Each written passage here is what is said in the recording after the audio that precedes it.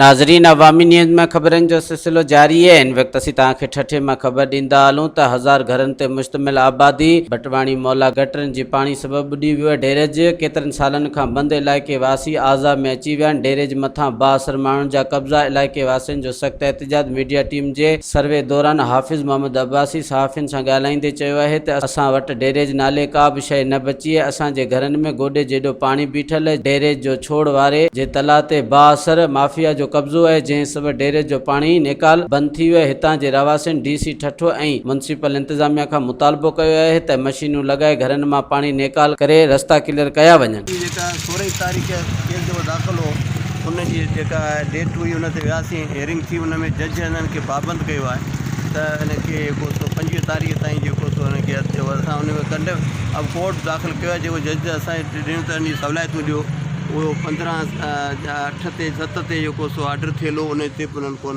कयो। उहो जज साहिबु उन्हनि खे तमामु घणो पाबंद कयो आहे त हिननि खे सवलाइतूं ॾियो ऐं उहा सुनवाई वरी 25 तारीख़ ताईं आहे। पर इन वक़्त ताईं उन्हनि चयो त असीं कुझु करियूं था, कयूं कुझु कोन।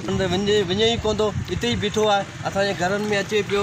ऐं असां टाउन खे कमेटी में अलाए घणनि दफ़ा विया आहियूं ऐं उहो चवनि था अचूं था पर अचनि कोन था। असांखे ख़ाली इहो आसरो ॾियो छॾी। मज़ीद खबरों और तफसीलात के लिए विजिट करें हमारी वेबसाइट www.awamiNewsHD.com।